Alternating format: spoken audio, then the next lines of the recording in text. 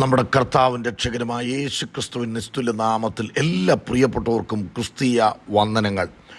1 കൊരിന്ത്യർ ലേഖനം 7-ാം അധ്യായം അതിൻ്റെ 15-ാമത്തെ വാക്യത്തിൻ്റെ അവസാന വാചകം, എന്നാൽ സമാധാനത്തിൽ ജീവിപ്പാൻ ദൈവം നമ്മെ വിളിച്ചിരിക്കുന്നു.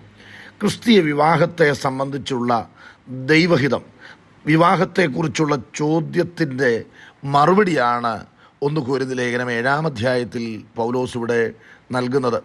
അപ്പോൾ കുടുംബത്തിൽ സമാധാനം നിലനിൽക്കണമെങ്കിൽ അറിഞ്ഞിരിക്കേണ്ടതായ കാര്യങ്ങളാണ്. സമാധാനത്തിൽ ജീവിക്കുന്നതിന് വേണ്ടിയാണ് ദൈവം നമ്മെ വിളിച്ചിരിക്കുന്നത്.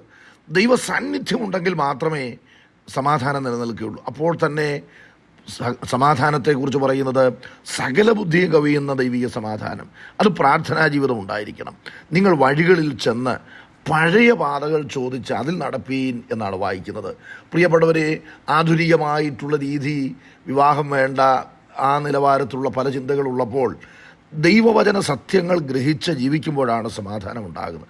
നിന്റെ ന്യായപ്രമാണത്തോട് പ്രിയമുള്ളവർക്ക് മഹാസമാധാനമുണ്ട് എന്ന് വായിക്കുന്നുണ്ട്. അപ്പോൾ സമാധാനം നിലനിൽക്കണമെങ്കിൽ ഭാര്യയും ഭർത്താവും അറിഞ്ഞിരിക്കേണ്ടതായ കാര്യം, വിവാഹം എന്ന വാക്കിൻ്റെ അർത്ഥം വിശിഷ്ടമായ വഹനമെന്നാണ്, വിശേഷതയേറിയ ചുമടെന്നാണ് അതിൻ്റെ അർത്ഥം.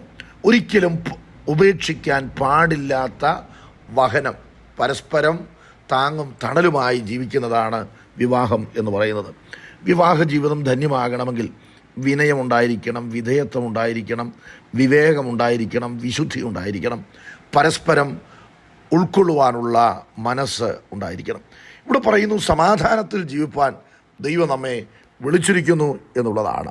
സമാധാനത്തിൽ ജീവിക്കാൻ കഴിയണമെങ്കിൽ 1 കൊരിന്ത്യർ 7:5, സാത്താന് കുടുംബത്തിൽ ഇടം കൊടുക്കരുത്, പരസ്പര സമ്മതത്തോടുകൂടെ അല്ലാതെ വേർപിരിഞ്ഞിരിക്കരുത് എന്നുള്ളതാണ് ഒന്നാമത്തെ കാര്യം. പല ദമ്പതികൾ നാളുകളോളം അകന്നു കഴിയുന്നവരുണ്ട്. അത് ദൈവഹിതമല്ല. ഒരുമിച്ച് പാർക്കണം, ഒരുമിച്ച് വസിക്കണം. എങ്കിൽ മാത്രമേ സാത്താന് ഇടം കണ്ടെത്താതെ പരസ്പരം കടമകളും കടപ്പാടുകളും നിർവഹിച്ച് മുന്നോട്ട് പോകുവാനായിട്ടിടയാകണം. അവിടെ തന്നെ വായിക്കുന്നുണ്ട്, ഇന്ദ്രിയജയമുള്ളവരായിരിക്കണം, സെൽഫ് കൺട്രോൾ ഉണ്ടായിരിക്കണം, വിചാരങ്ങളെ സ്വയം നിയന്ത്രിക്കുവാനുള്ളതായ കഴിവുണ്ടായിരിക്കണം, പ്രാർത്ഥനാ ജീവിതം ഉണ്ടായിരിക്കണം, ആകുലതകൾ പാടില്ല. പ്രിയപ്പെട്ടവരെ, ദാമ്പത്യ ജീവിതത്തെക്കുറിച്ചുള്ള ചില ചിന്തകൾ കൈമാറുവാനായിട്ടാണ് ഞാൻ ആഗ്രഹിക്കുന്നത്. ഉത്തമ കുടുംബജീവിതത്തിന് ശ്രദ്ധിക്കേണ്ടതായ ചില കാര്യങ്ങളുണ്ട്. എത്ര തിരക്കുണ്ടെങ്കിലും ഒന്നിച്ച് സമയം ചെലവഴിക്കുവാൻ ദമ്പതികൾ സമയം കണ്ടെത്തണം. അന്യോന്യം പ്രശംസിക്കണം. വേറെ ആരും പ്രശംസിച്ചില്ലെങ്കിൽ പാർട്ട്ണറുടെ ജീവിതത്തിൽ ഒരു ചെറിയ നന്മ കണ്ടാൽ അത് ഉള്ളു തുറന്ന് പ്രശംസിക്കുവാനായിട്ട് കഴിയണം. നന്നായി ആശയവിനിമയം നടത്തണം, തുറന്ന് സംസാരിക്കണം, ഇഷ്ടാനിഷ്ടങ്ങൾ സ്നേഹത്തിൽ ആശയവിനിമയം നടത്തുവാനായിട്ട് കഴിയണം. പ്രശ്നങ്ങളുണ്ടായാൽ സൗമ്യതയിലും സ്നേഹത്തിലും പറഞ്ഞ് പരിഹരിക്കണം. മൂന്നാമതൊരാൾ അറിയാതെ നിങ്ങളുടെ ബെഡ്റൂമിൽ വെച്ച് തന്നെ പ്രശ്നങ്ങൾ പറഞ്ഞ് പരിഹരിക്കുവാനായിട്ട് കഴിയണം.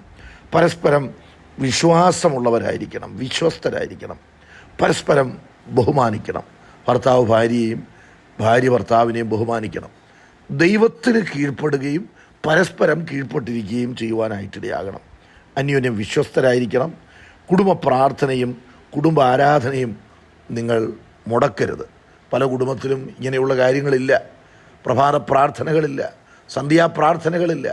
ഒരുമിച്ചിരുന്ന് പ്രാർത്ഥിക്കണം, വചനം ധ്യാനിക്കണം, ക്രിസ്തു കേന്ദ്രീകൃതമായ ജീവിതം നയിക്കണം. തെറ്റുകളുണ്ടെങ്കിൽ അത് തിരുത്താൻ തയ്യാറാകണം. ഞാൻ പിടിച്ചിരിക്കുന്ന മുയലിന് 3 കൊമ്പ് എന്നുള്ള ശാഠ്യം പാടില്ല. മാതാപിതാക്കളെ കരുതണം. മാതാപിതാക്കളോടുകൂടെ ചില വാക്കുകൾ ഈ തരുണത്തിൽ ഓർപ്പിക്കുകയാണ്.